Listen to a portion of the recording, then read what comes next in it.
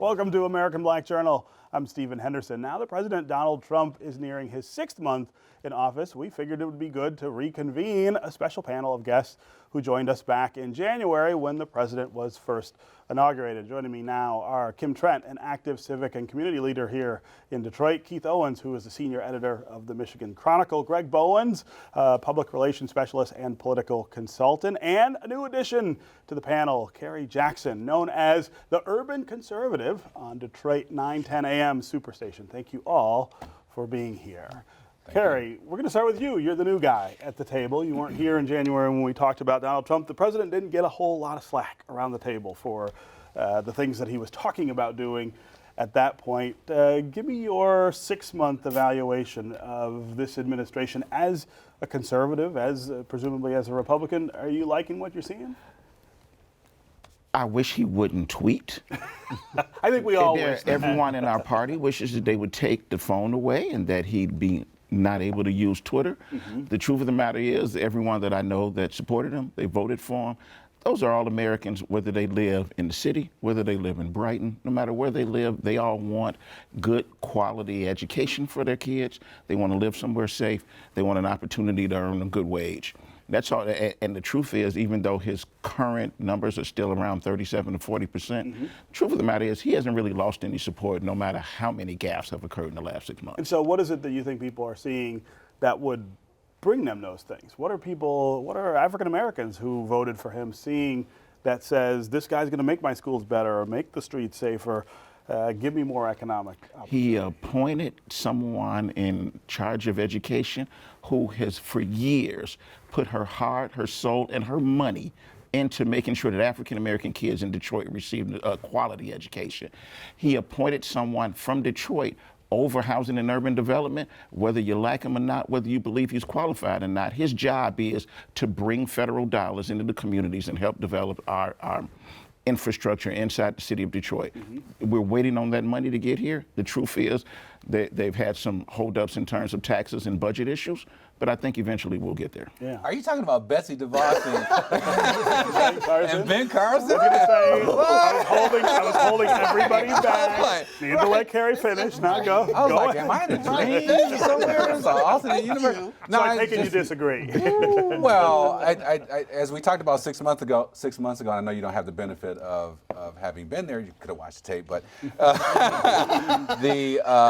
appointing Ben Carson as head of HUD is a slap in the face to Black America because his expertise is in medicine. He is celebrated among us as a surgeon. We've got schools named after him and books, written on him and things to aspire to be.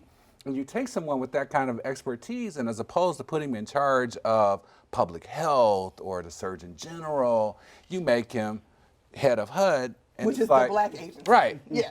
Put him in the black spot. Yeah. Well, I think that's also got to keep in mind that this is also part of what Steve Bannon has said earlier about what the strategy was: appoint people to basically destroy the agency. Right. I mean, they're putting people. And they don't want them to do the he job. could not have made a better choice than Betsy DeVos. I mean, Betsy Exactly. DeVos, her whole life's mission has been to destroy public education.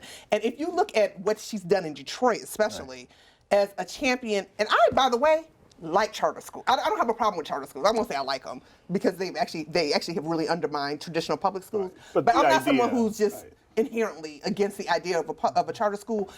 The way they do it in Massachusetts, it works. Detroit the way they do it in Michigan. Schools were in a horrible and state. how are the charter schools going in Detroit? The public schools were in and have been But how are in the charter horrible schools condition for doing? 30 years. The parents who have pulled their kids out of public school and put them in the charter schools, they made that choice on their own. And you're This is right. not a debate about This is charter a choice. versus public.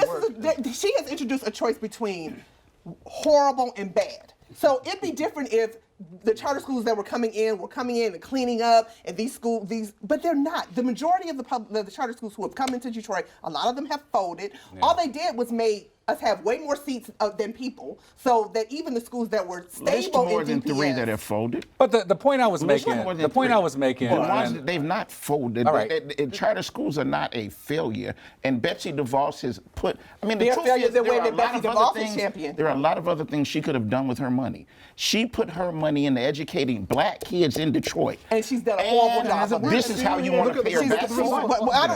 Look at the result, and I think that's also part of the reason why. I mean, the new superintendent himself himself said. You know, that he himself said he's not a big fan. Once again, doesn't hate the charter. way But, we've done he said, it. he said the way to But do the it way is we've on done in public Michigan, where there is no accountability, there's not accountability exactly for it. charter That's schools the exactly way the that there system is here. for traditional. You know what? And it's But you do that by just letting anyone who has backing get a building and start a school, whether or not they're qualified to So do we it. That's obviously not have, the way that we you obviously improve have education. a deep disagreement about Betsy DeVos here in terms of what she might do. Talk, though, about this first 6 months. What have we Right. seen these people actually do that either gives you hope that we're headed in the right direction or tells the other folks around the table that we're headed in the right What we've seen in it'd this be- first 6 months is a lot of stops and starts. Yeah. He's not been able to get far. He's not really been able to accomplish Why- a lot why of his is agenda.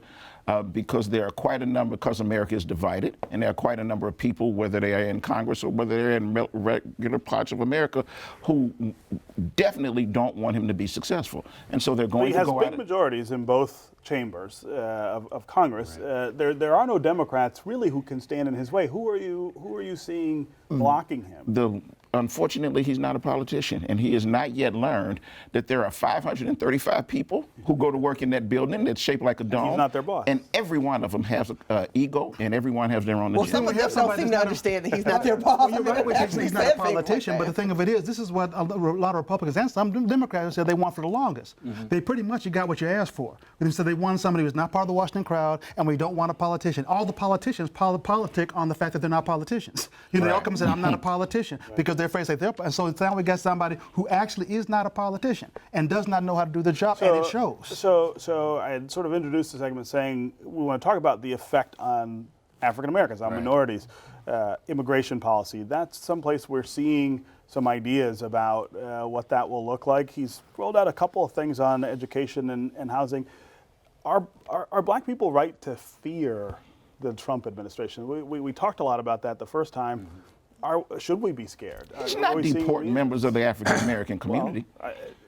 I don't know what that means, but you know, one of the things that is So we shouldn't care because black people aren't. You can affected? care if you want. His Right. question was, should black Should we be America fearing fear this- what we this see? administration? Well, Right. that's only one element of it. I don't know. Fear, I mean, you know, we survived the genocide of slavery and Jim Crow, you know, and republicanism. And I think that we can survive this.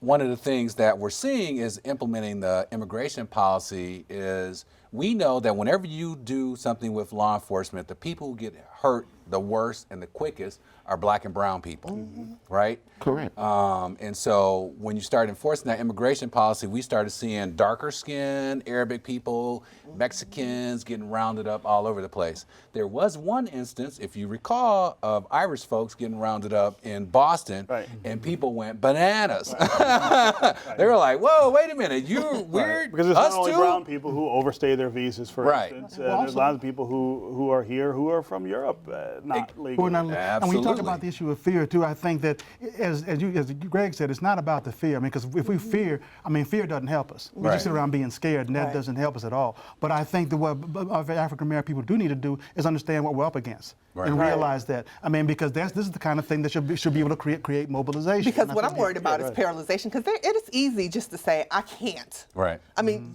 we've never seen anything like this. We've never seen just every day is more bad news and more unraveling of kind of our social structure and who we are as a country, what we believe in, our basic principles as a country. We're a country that's always been well, it hasn't always been welcoming. Let's not have revisionist history. Yeah, here. right, At least yeah. that's always been our aspiration. Don't call us immigrants. Not our aspiration. We are actually saying we aspire to be a closed country. Right. That we really haven't we've been. always at least said we were the other thing. right. And the so, thing, I guess- I mean, it really is undermining who we are as Americans more. So as black people, and I agree, I don't think it's about fear. I don't think we should be afraid. I think we should be mobilized. And this is not a Republican or Democrat, I think, sort of like view here. I mean, some of my best friends are Republicans.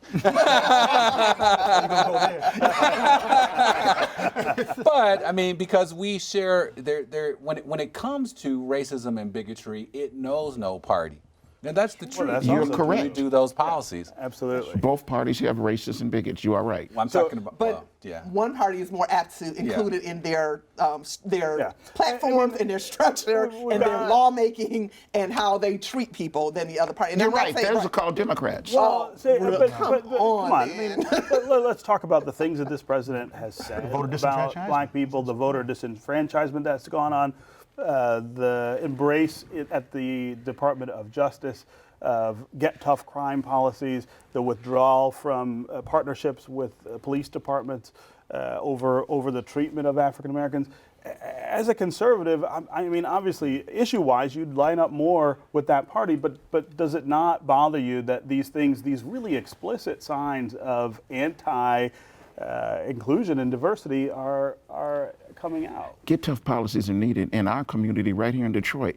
We can't wake up a day without finding out that one person went out and decided to shoot and kill 2 or 3 or 4 other people. The community's not safe. Somebody at some point in time has to take a stand and say, we're not having it anymore, and we're going to take steps in order to clean the community up. And what has Donald Trump done to I that? want to be safe going to, whether it's 1 in the afternoon or 1 at night, whether I want to stop at an ATM or go to the gas station. And at some point in time, we're going to have some more money so that we can have we can expand on the amount of law enforcement. Right, but we're talking, but it's not, and you know this as a defense attorney, it's not just, or someone who's been a defense attorney, it's not just a matter of law enforcement. Right. What we've tried to do over the last 30 years or so is do things on the front end so that people don't have to Don't turn to run crime, into that. to build communities, to help people get jobs, to help people get better educated. This is a president who has said he's going to take down our civil rights department at the education department, that he's going to significantly decrease the civil rights enforcement in the Justice Department.